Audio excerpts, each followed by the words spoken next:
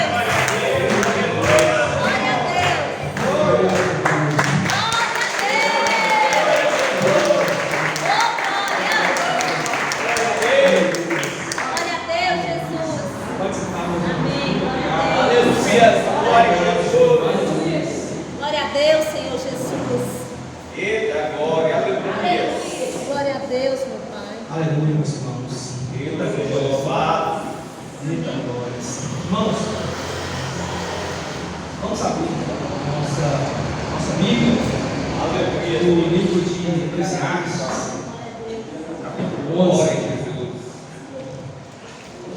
Capítulo 11.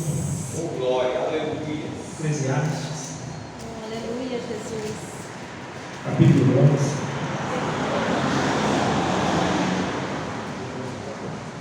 Amém, meus irmãos? Amém. Glória. Irmãos, eu nunca tinha pregado num culto de campanha. E os dias que eu estou de férias, eu estava observando como é que era um culto de campanha. E eu vejo que o Espírito Santo, ele deu um tema para nós podermos pregar sobre o tema. E o tema lançado pelo pão sobre as águas, após algum tempo o achará. E eu comecei a observar porque uma campanha, quando ela começa a ser feita, é porque ela tem um fim a se chegar. São ações que se chegam a um determinado fim. E são 12 elos, e durante esses 12 elos, eu vejo que as autoridades eclesiásticas aqui passam orando, depois passam ungindo os membros, alguns tragam as moedas. Então, nós temos que perceber se o Espírito Santo, se o Senhor Jesus tocou os pastores para colocar essa campanha, Ele quer que a gente chegue no fim, chegue no objetivo dessa campanha. Então, é nesse objetivo que nós temos que começar a perceber o que o Espírito Santo, o que o Senhor Jesus está querendo que nós busquemos. Então, meus irmãos, e o livro que deu foi um livro escrito por Salomão, um dos livros mais difíceis que tem na Bíblia. E Salomão, o homem que Deus deu toda a sabedoria e disse que nenhum outro teria a sabedoria de Salomão e que nenhum outro seria rico como Salomão. E Salomão, ao fim da sua vida, escreve o livro de Eclesiastes. Então Salomão, ele conhecia todo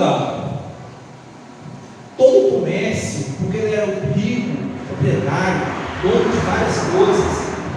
Então ele conhecia o comércio, ele conhecia a agricultura. Então ele pega e fala, o tema desse capítulo 11, ele chega ao seguinte final, ele fala que a vida é incerta, mas viva pela fé. Esse é o tema, não o tema da campanha, mas o tema desse capítulo 11. Salomão fala, viva, a vida é uma incerteza, então viva pela fé.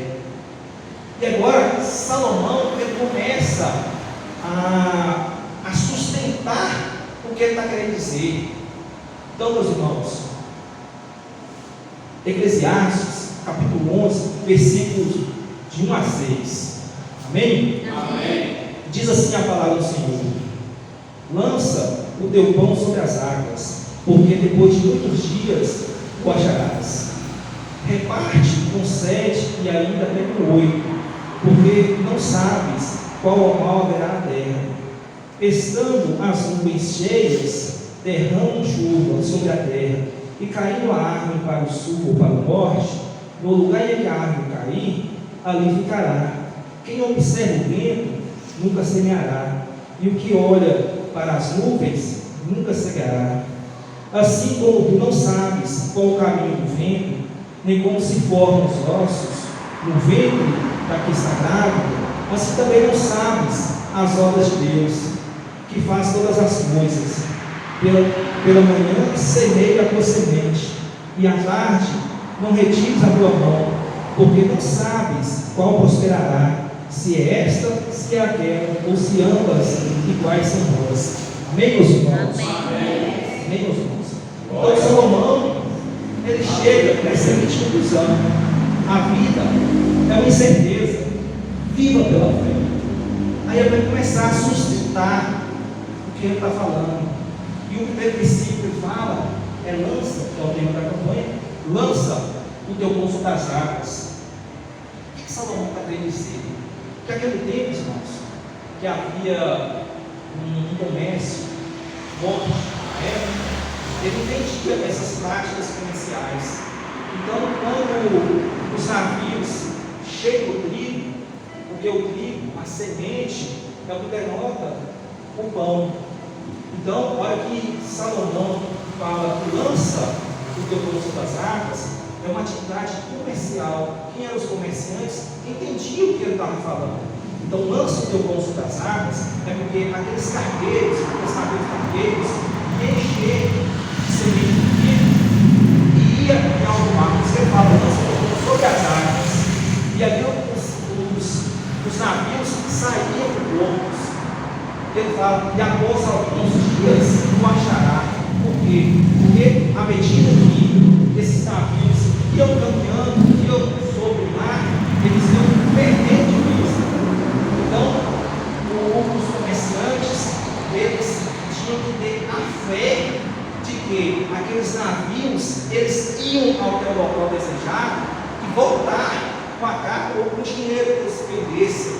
Então, por isso que Salomão fala, lança o teu pão sobre as águas, e depois de muitos dias, porque muitos dias ia ficar sem saber o que aconteceu, e devido às intempéries que pode acontecer nessa ida desses navios, que eles não sabem, que pode um navio daqueles bater em uma pedra e perder a sua mercadoria, o navio pode ser roubado por piratas, ou então a produção perder durante o mar. Então eles não sabiam o que ia acontecer. Era a fé deles, trazendo para o espiritual, é a fé deles que fazia o que eles lançavam o filho deles, lançavam o pão sobre as águas e aguardavam a providência de Deus.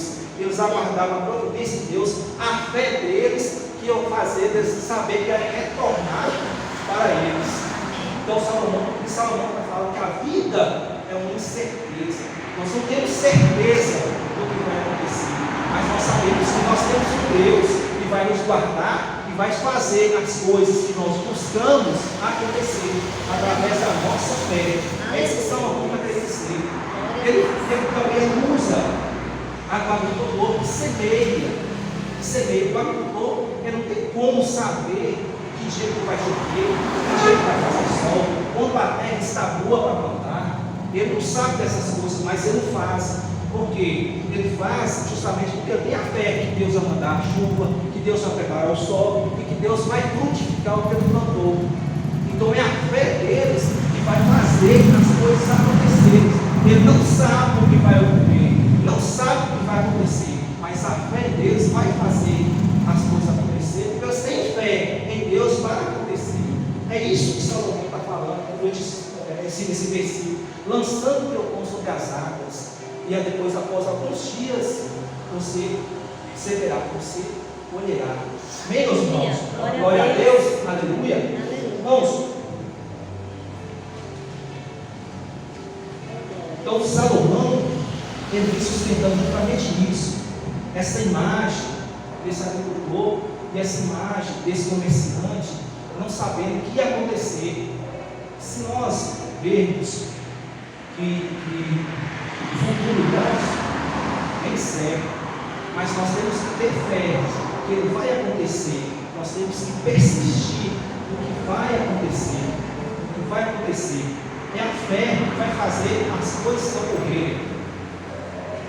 Olha, irmãos, lembra aqui comigo daquela passagem da mulher cananeia.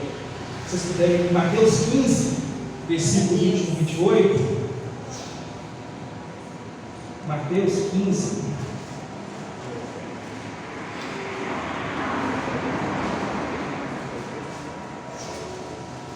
Mateus 15, versículo 21 a 28.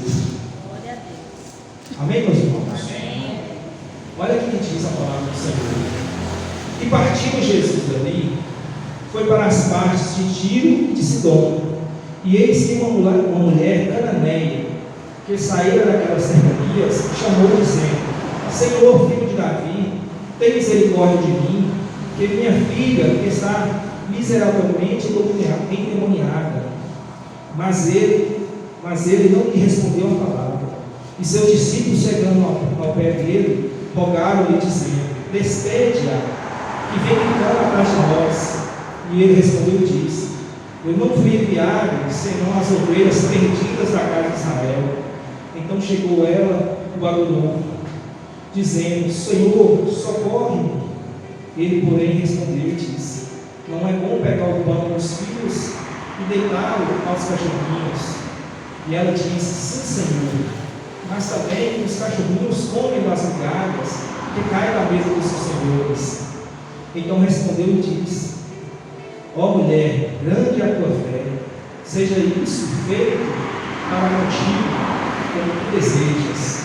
Olha, irmãos, essa mulher, ela estava sofrendo que sua filha estava endemoniada, e como ela era uma gentia, ela não poderia chegar como judeu, mas ela chega gritando: Senhor Jesus, filho de Davi. Ela não poderia fazer isso, já que naquele tempo ela era gentia, mas ela fez, já mostrando que ela tinha fé, que o Senhor Jesus era o Filho de Deus. E ela aproxima e pede o Senhor Jesus para poder curá-la, curar a filha dela. E de imediato o Senhor Jesus usa uma expressão até forte, falando que ele veio para poder buscar as ovelhas de Israel e não entregar o pão aos cachorrinhos.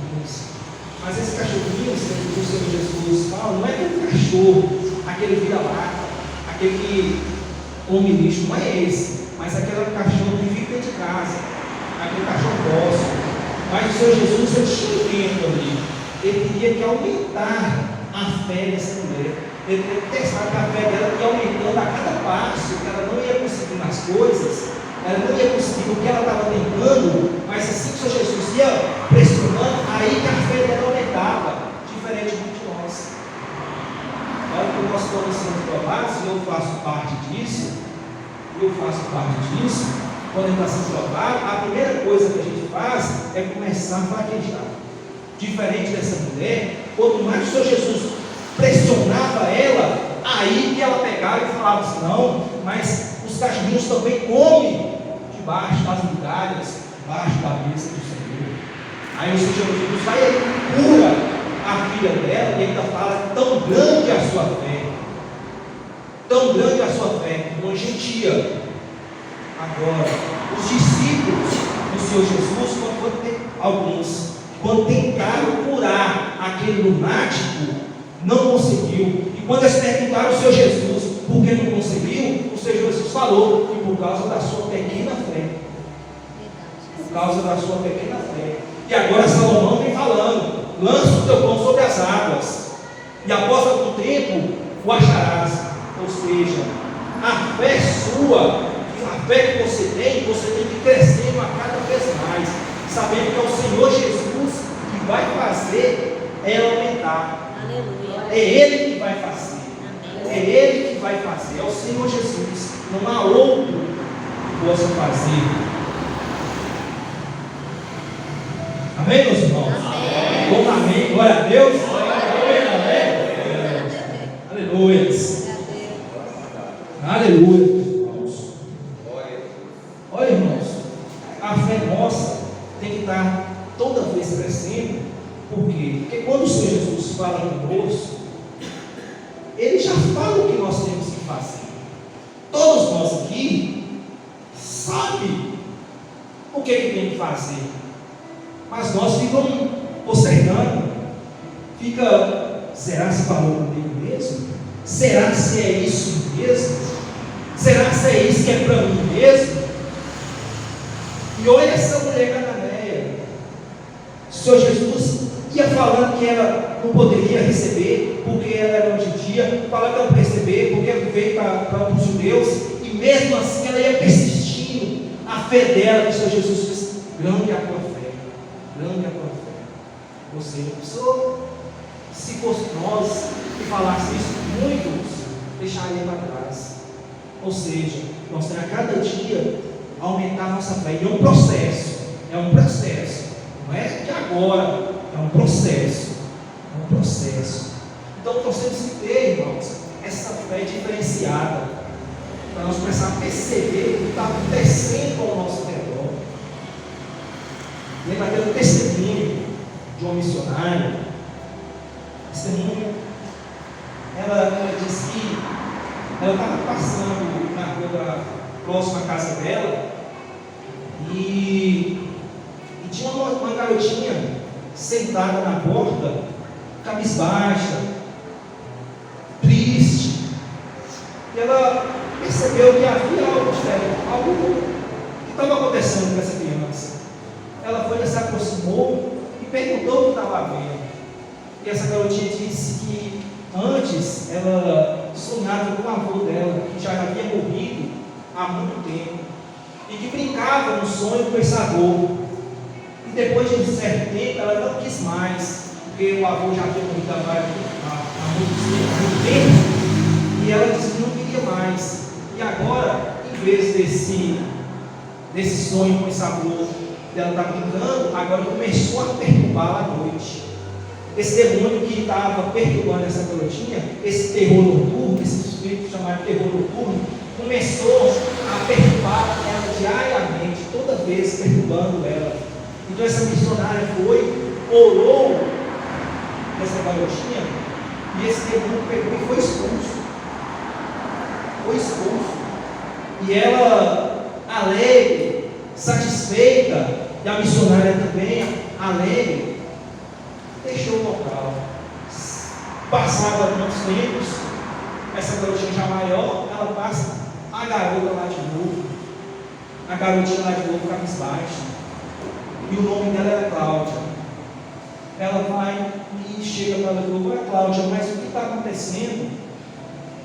Você está triste de novo? Voltou te perturbar?" E Cláudia: "Não, é porque quando eu era pequena, depois eu sofri de uma doença. E essa doença, ela me impossibilitou de ler e escrever. E eu fiquei muito tempo sem ir para a escola. E depois que eu te voltar, eu já estava em idade muito avançada para acompanhar as outras alunas da minha idade. E aí eu tive que ir para uma escola onde os garotinhos eram pequenos. E era dividido entre as crianças normais e as crianças especiais. E lá tinha um homem de cara fechada, de cara amarrada, que ficava no portão, que dividia entre as crianças especiais e as crianças normais. E a vontade dela era tão grande que ela falou que tinha de ultrapassar aquela porta, de brincar naquela porta, sair daquela porta e brincar com essas crianças da idade dela. E a missionária escutou aquilo e viu, e percebeu que ali ela estava numa cadeia espiritual. Ela se encontrava numa cadeia espiritual. E agora a missionária chama ela e começa a orar na cabeça dela, e começa a clamar ao Senhor Jesus, e começa a clamar ao Senhor Jesus, cada vez mais forte, até que a menina vai e desmaia, e entra em um sono profundo. Depois de um certo tempo, essa criança vai e começa a sorrir, e ela vai e acorda, já totalmente restabelecida. E a missionária vai e pergunta o que aconteceu. E ela disse para a missionária que no momento que ela orou, ela foi levada nessa escola. Ela chegou naquela escola, e a hora que ela viu aquele portão, não era mais aquele homem de cara fechada mas era um homem todo vestido de branco, que estava à porta, e chamou a garotinha, segurou na mão e começou a passear com essa garotinha na porta. E esse homem vestido todo de branco, ele tinha umas marcas na mão, porque o Senhor Jesus é aquele que está à porta. Aleluia. É aquele que vai tirar aqueles que estão presos em cadeia espiritual. É Ele que vai fazer. Então nós temos que começar a abrir a nossa visão espiritual cada vez mais. Aleluia. Porque nós temos que começar a perceber aqueles que necessitam da nossa ajuda. Porque o Senhor Jesus, Ele nos chamou para ajudar o próximo. O principal chamado nosso é ajudar o próximo. Nós temos que começar a perceber quem realmente está necessitando da nossa ajuda. E essa missionária percebeu e tirou, orou através do nome do Senhor Jesus, para aquela criança ser restabelecida. Esse é o projeto do Senhor Jesus. E ele fala: sede santos, porque eu também sou santo. Glória a Deus. Amém, meus irmãos? Amém. Glória a Deus. Glória a Deus. Eita glória. Amém. Glória a Deus. Aleluia. Glória a Deus.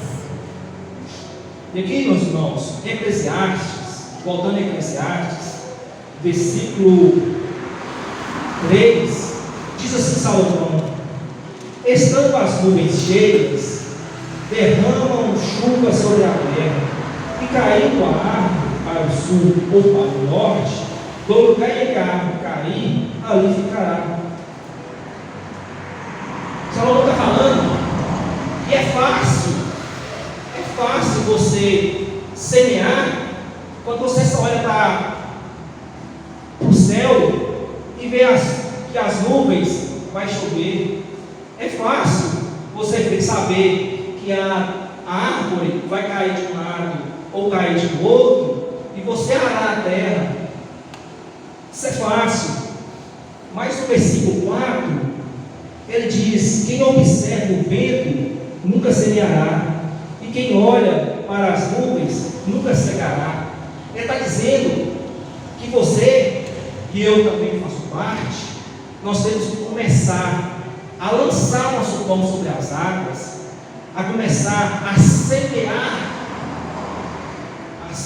a semear no Espírito, sem saber o que vai acontecer, só mesmo pela palavra de Jesus, pelo que o Senhor Jesus disse que nós temos que fazer. Nós não temos que saber quando ocorrerá, nós não precisamos saber como nós vamos fazer, mas sim ter fé total e plena que o Senhor Jesus vai fazer, que o Senhor Deus vai fazer. É nessa perspectiva que Salomão está falando. Glória a Deus. E diz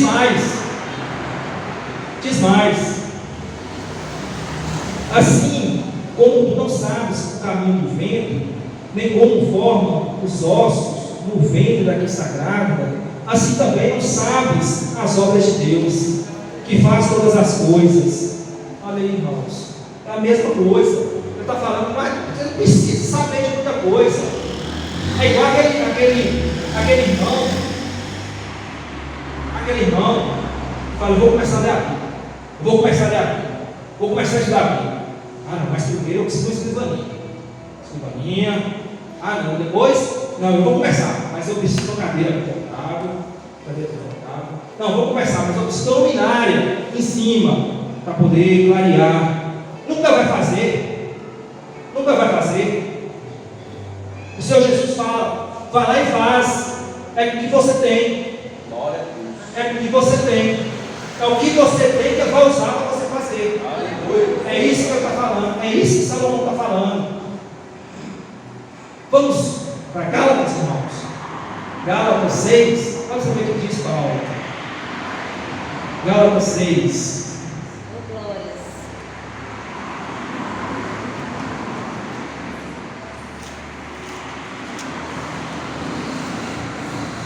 Glória a Deus. Só um momento. Glória. Aleluia, Aleluia. meu Deus. Glória a Deus. Aleluia, irmão. Glória a Deus. Gálatas 6, versículo de 8 a 10. Aleluia.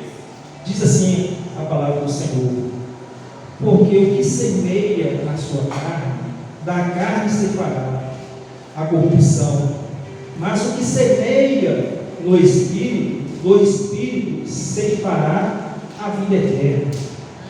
E não nos cansemos de fazer o bem, porque a seu tempo ceifaremos, se não houver os desfalecidos. Olha, irmãos, o que Paulo está dizendo? Que aquilo que você semear, você colherá. Você deve semear no Espírito, porque aquele que semeia na carne só vai colher morte e destruição. Isso que Paulo está falando, utilizando justamente a fala de Salomão. da semeadura. Da semeadura. Então, que se você semear, você colherá. E quando você semear, você não sabe as coisas que podem acontecer, mas a fé sua que vai fazer produzir. É a fé sua que vai fazer produzir. Irmãos, glória a Deus, irmãos. Glória, irmãos. Irmãos, vamos lá no Salmo 126. Acabando, irmãos. Glória a Deus. Acabando, irmãos. É a fé, irmãos. Tudo é a fé. Amém. Sem fé é impossível agradar a Deus, né? Verdade. Salmos. Aleluia. Salmos 126. Glória a Deus. Salmos 126. Aleluia, meus irmãos. Salmo 126, versículos 5 e 6. Aleluia. Aí, irmãos, vamos semear de novo. Os que semeiam lágrimas cegarão com alegria, e aquele que leva a preciosa semente, andando e chorando, voltará sem dúvida com alegria, trazendo consigo os seus bolos.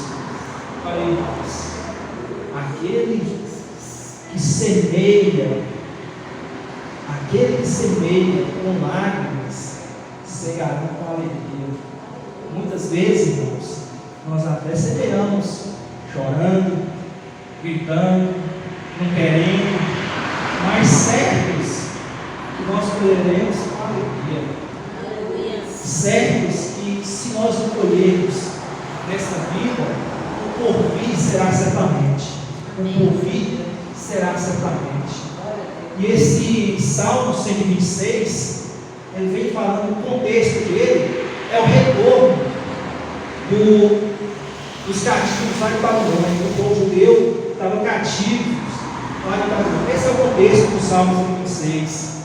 E ali está falando que quando eles foram libertos daquele cativeiro, eles saíram rindo, alegres, totalmente felizes. Mas na hora que eles chegam em Jerusalém, que eles veem as ruínas, os escombros, tudo destruído, aí eles choram.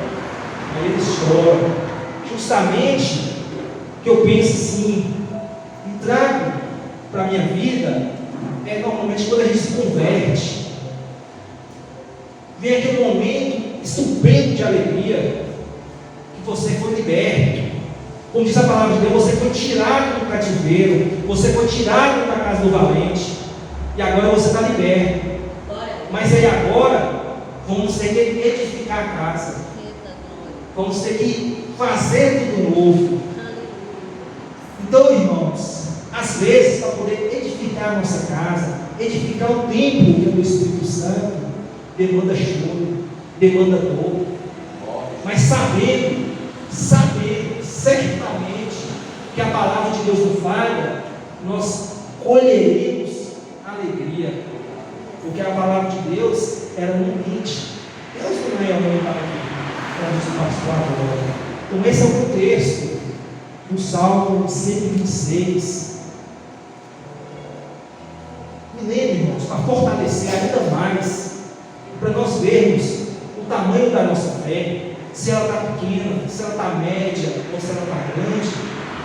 Olha aquele centurião lá de Cafarnaum. Eu demoro para esse nome, mas Cafarnaum é o centurião. Esse centurião, ele estava com o servo dele adoentado, e ele procura o Senhor Jesus, e olha para o centurião, é aquele soldado romano, ou seja, que é profissional, vigoroso, e o Senhor Jesus, o príncipe da paz, e ele procura o Senhor Jesus, pedindo ao Senhor Jesus para curar o servo dele, e o Senhor Jesus olha para ele e diz: vou na tua casa. Aí ele responde: mas eu não sou digno de receber o Senhor na minha casa, mas eu também tenho servos. E eu posso falar com eles, vem, eles vêm. Você manda eles ir, eles vão. Então é só o Senhor falar. Para mim, já está resolvido. E eu volto a dizer, e agora o Senhor Jesus vai e fala que nunca viu em Israel tamanha fé esse centurião com história. E eu falo, ele lá falou, só que o Senhor Jesus falou, acabou, está feito, está feito, a fé é grande. O Senhor Jesus fala com nós, é isso, faça isso. Será que você vai ver? Será que você é para mim mesmo? Será que eu dou conta de fazer mesmo? O Senhor Jesus vai, o Espírito Santo vai e toca você, vai lá e faz, vai lá e faz, levanta a tua mão, dá glória, dá palmas, busca, fala. Será que você é para mim mesmo? Será que eu dou conta? A mulher cananeia persistiu até o fim, conseguiu. Esse centurião, ele disse, só o Senhor Jesus falou, está feito. Aleluia. Não é a fé, irmãos. Cada dia mais nós temos que começar a crescer nossa fé. Como eu disse na semana passada, nossa fé tem que ser como um grão de mostarda, não do tamanho do grão de mostarda, mas como um grão de mostarda que começa pequenininho, e aí cai uma terra boa, e começa a desenvolver, e começa a crescer, e começa a dar fruto. É essa fé que o Senhor Jesus quer que a gente tenha. É uma fé que cresça, é uma fé que te envolva, é uma fé que cada vez mais nós vamos ver o poder de Deus fluir na igreja dele, fluir nas pessoas, ajudar as pessoas. É essa fé que o Senhor Jesus quer, e é essa fé que Salomão está falando que nós temos que ter, é lançar o pão sobre as águas, não saber o que vai acontecer, mas crer no Senhor Jesus que Ele vai fazer. Amém, meus irmãos? Glória a Deus. Agradeço a oportunidade em nome do Senhor Jesus.